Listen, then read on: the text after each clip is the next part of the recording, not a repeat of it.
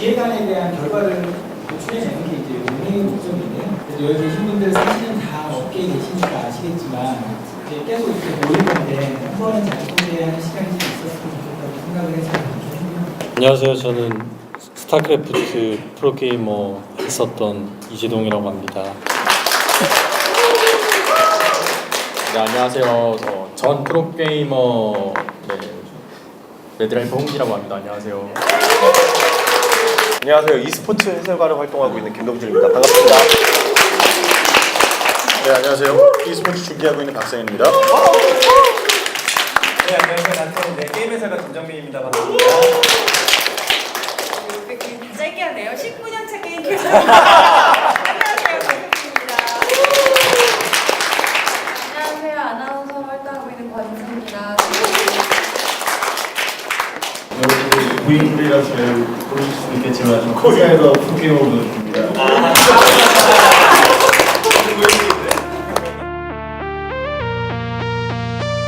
디오고 배터라고 해서 XY 제품 3개만 했습니다. 30만 원 정도 쓰게 되고요.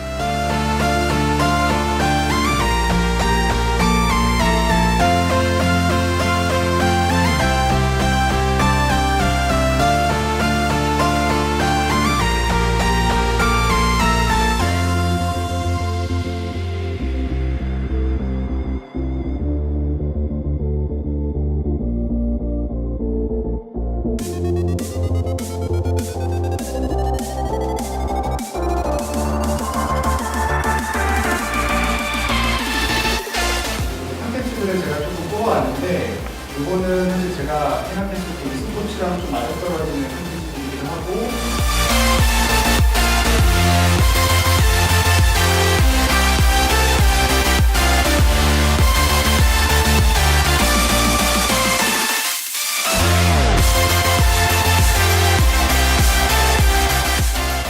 네, 앞에 소개해주신 게임들 쭉 봤을 때 제가 볼 때는 e스포츠라는 게 경쟁 요소가 있어야 되고 그 경쟁 요소가 되게 치열해야지 사람들이 보는데 열광하고 재밌게 느껴지는 거긴 하잖아요. 그런데 우리가 기본적으로는 지금은 이 행사가 잘 돼야 되고 그리고 VR e스포츠가 아직 시작도 되기 전이기 때문에 사람들이 관심을 보여야 되고 좀 캐주얼하게 다가가야 될 것 같아서 저는 리듬 게임 종류로 일단 진행을 해봤으면 좋겠고요. 그래서 왜냐면 보기에 제일 직관적으로 이해를 할 수 있고 다른 FPS 게임 뭐 8대8 같은 그런 경기는 어떻게 구현할지를 모르겠어요. 실제로 현장에서 16명이 그런 걸 쓰고 막 돌아다니고 막 해야 될 텐데 그게 약간 바보같이 보일 수도 있고 바보 같아 보일 수도 있고 밖에서 봤을 때는 VR 게임 선정의 기준은 딱 두 가지라고 생각했었거든요. 하나는 멀티플레이가 가능할 것, 두 번째는 전략성이 있을 것.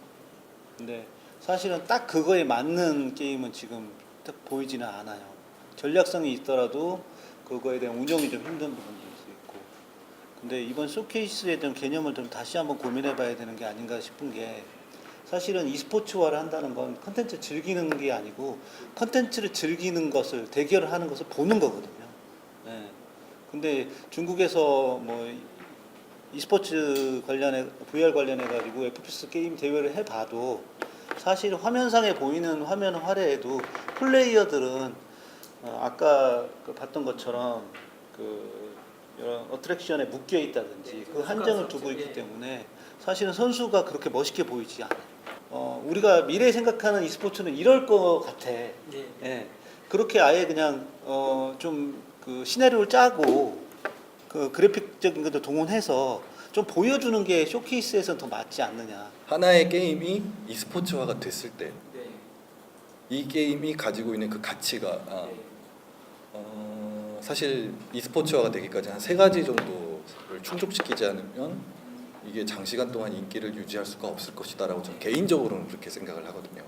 그래서 이제 첫 번째가 게임상의 가치로서 봤을 때는 일단 정해진 룰이 있어야 되고 인게임상에서 그러니까 단순히 블럭을 파괴하고 리듬을 맞추고 하는 정도의 수준이 아니라 어떤 그 정해진 여러 가지 좀 복잡하지만 정해진 규칙이 있어야 할 것이고 그리고 이제 두 번째는 그 경쟁 요소 아까 말씀하셨죠 최정원 본부장님 말씀하셨듯이 그 경쟁 요소가 있어야 되는데 그 경쟁 요소는 좀 다양할 수는 있어요. 점수를 내서 경쟁을 할 수도 있을 것이고 서로 전투를 벌여서 상대를 죽여서 이렇게 뭐 배틀그라운드처럼 해서 경쟁 요소를 산할 수도 있을 것이고 뭔가의 어떤 그 목표물을 움직여서 아니면 기지를 점령해서 이런 여러 가지 것들이 있겠죠. 그런 것들이 좀 있어야 될 것 같고 이 게임을 계속 유지 보수할 수 있는 능력이 개발사에 있나가 일단은 좀 중요할 것 같고요. 먼저 그 e스포츠 하는 데 있어서 가장 중요한 저는 그 포인트 중에 하나가 우선은 대중이 좋아해야 된다고 생각을 해요. 그래서 이제 어렵고 딱 봤을 때 뭔가 좀 심하고 이런 거를 사람들이 어린 친구들이 그렇게 안 좋아하거든요. 그러니까 보는 순간에 막 땡기는 게임. 그래서 아까 전에 말씀해주신 여기서 움직일 때 이런 퍼포먼스적인 부분도 예를 들어서 대회를 쇼케이스 때 들어왔는데 뭔가 그 레이저 쇼 할 때 그 의상들 같은 거 있잖아요. 그런 거나 아니면 혹은 퍼포먼스에 따로 이제 점수 배점을 따로 줘가지고 그냥 기존 그냥 앉아서 이제 게임 하듯이 하는 게 아니라 뭔가 좀 멋들어지게 해서 보여주는 게 있으면은 아마 이 VR을 처음 보신 분들이 그 부분이 있어가지고 아 이런 매력이 있구나 하고 좀 빠져들 수 있을 거라고 저는 생각을 하거든요. 그러니까 보면서 저도 사실은 좀 FPS가 됐건 어떤 장르가 됐건 구미가 그렇게 당기지는 않았었던 것 같아요. 이제 보면서 아무래도 현재 마우스와 그냥 모니터 그냥 그 좋은 모니터 그리고 키보드로 하는 것보다 뭔가 다가오는 것들은 사실 개인적으로의 느낌으로서는 아주 많이 약한 그런 느낌이었어요. 왜냐하면 총을 쏠 때도 마우스보다 현재 좋은 이렇게 완벽하게 우리의 마음대로 따라오는 게 없다 보니까 오히려 게임을 불편하게 하는 느낌 현재까지는 받았고요. 네, 그리고 아무래도 VR 게임을 재밌게 봐야 하는데 누군가가 해놓은 영상들을 막 틀어봤더니 별로 재미가 개인적으로는 많이 부족했어요. 그래서 VR e스포츠가 제대로 되려면 VR 일단 관중들이 VR을 통해서 볼 수 있는 시스템이 일단 먼저 첫 번째가 아닐까라는 생각이 개인적으로 좀 들었었고요. 일단 저는 어제 제가 이렇게 또 찾아보면서 딱 하나 마음에 든 게임은 비트세이버 하나였어요. 여기 와서 본 건 아니고요. 제가 그냥 이제 인터넷 통해서 제가 찾아본 것 중에서는 유일하게 마음에 든 게임은 그냥 이제 이런 리듬 게임 정도였었고요. VR 회의를 하는데 VR을 직접 체험을 해보고 가는 것과 그렇지 않은 거는 너무 차이가 있을 것 같다. 그래서 제가 어제 직접 가봤어요. 근데 진짜 많이 도움이 됐다고 저는 개인적으로 생각합니다. 그 비트세이버도 어제 제가 해봤어요. 근데 지금 팔이 너무 운동을 안 하면 팔이 너무 아파요. 근데 제가 곰곰이 이 VR e스포츠로 가기 위해서 앞서서도 말씀해 주신 것처럼 이게 대전이 가능하냐, 그 다음에 이게 보기에 e스포츠니까 보기에 승부 느낌이 강하냐, 그 다음에 또 한 가지는 진짜 이게 저는 가장 중요하다고 생각하는 게 앞서 김동민 선생님 말씀하신 것처럼 내가 하는 것만 중요한 게 아니라 관객들이 보는 그래픽이 어떻게 다가와지느냐. 그래서 차라리 좀 더 직관적인 레이싱이라든지 리듬 액션 이쪽으로 저는 좀 더 생각을 해봤었어요. 레이싱 지금 말씀해 주셨는데 지금 언급해 주신 레이싱 게임 중에 지금 저도 지금 이거 다 잘 몰라서 이 다자간 모드가 있는 게임이 지금 있나요? 프로젝트 카스2는 스팀에 올라가 있고요. 그것도 이제 멀티가 가능하고 실제로 재밌는 거는 맵을 에디팅을 할 수가 있어요. 에디팅을 맵을 바꾸는 건 아니고 거기다가 문구를 넣고 할 수 있어서 멀티가 몇 명까지 가능한가요? 4대4도 가능한 걸로 알고 있는데 문제는 이게 약간 VR 자체가 많이 소스를 먹어서 멀티를 돌리면 굉장히 불안정해져요. 저는 2명도 충분히 가능하다고 2명도 괜찮을 것 같아요. 2명 정도. 아니면 나머지는 NPC를 넣고 그냥 돌리고 그리고 실제로 2명에만 집중을 해서 카메라를 잡아보는 것도 괜찮을 것 같아요. 관전하는 이 시청자 입장에서 생각했을 때 시청자들도 VR로 시청을 할 수 있는지 그게 가장 큰 의문이었고요. 만약에 그렇지 못하고 이제 120도 정도의 화면으로 본다면 어지럼증이 너무 심하더라고요, 일단. 그래서 그 부분 해결되지 않으면 FPS는 좀 힘들 것 같다는 생각에 배제를 했고요. 어린 아이들이나 좀 나이가 있으신 분들이 보시기에도 조금 편하게 볼 수도 있고 이해하기 쉬우게 있으면 좋겠다라고 생각했거든요. 그러니까 지금 요즘에 게임들을 보면 뭐 롤이나 오버워치나 배틀그라운드 같은 걸 보면 좀 게임을 하고 아는 사람만 재미지 보는 시점에서는 아예 그런 플레이를 모르면 아예 그냥 채널을 돌리거나 그런 상태가 많거든요.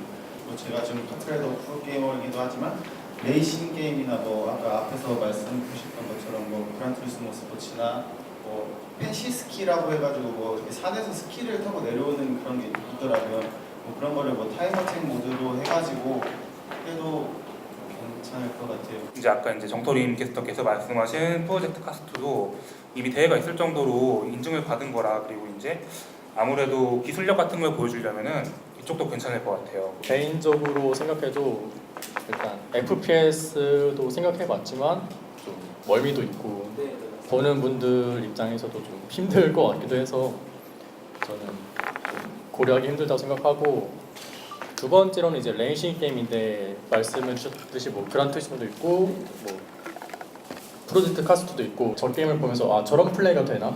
이런 거를 느낄 수 있더라고요. 그래서 저는 이 두 가지 정도. 네, 알겠습니다. 거의 의견들이 계속 이제 뭐 몇 개의 IP는 거의 정해지는 것 같아요. 그 중에 선정 가능성이 높은 것들은 저희가 빨리 IP사와 연락을 해서 좀 풀어보도록 하겠습니다.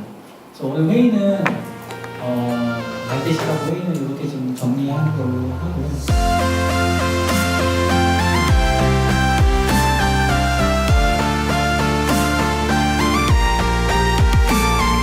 VR이 이제 저희 생활에 다가온 지 벌써 한 3년 정도 시간이 지났습니다. 사실 그동안 이제 VR 관련돼서 관심들은 많지만 어떤 기계를 접할 수 있는, 장비를 체험할 수 있는 기회가 적었는데, 최근 들어서 어떤 저가형 장비 그리고 고급형 장비들이 많이 보급이 되고 있어서 앞으로 조금 더 시간이 걸릴 것 같긴 하지만 그래도 VR이 점차 저희 생활에 좀 더 다가오고 저희 생활의 여러 분야에 VR이 적용될 거라고 생각을 하고 있습니다. VR이 이제 유행되기 시작하고 나서 이제 같이 게임했던 애들과 놀러 가면은 VR 카페 같은 데 좀 종종 가거든요. 그때 이제 외출하게 되면 해보고, 그 외에는 인터넷으로 많이 접하면서 재밌어 보이는 게임을 이렇게 점 찍고 다니고 그러고 있어요. 저는 앞으로 언제가 될지는 모르겠는데요. 오늘의 이러한 회의 그리고 이제 이러한 일들을 통해서 서서히 이제 VR e스포츠의 시작이 열린다라고 생각을 하고 있고요. 저희를 가장 짜릿하게 만드는 e스포츠는 VR e스포츠가 될 가능성이 충분히 있다고 생각을 하고 있습니다.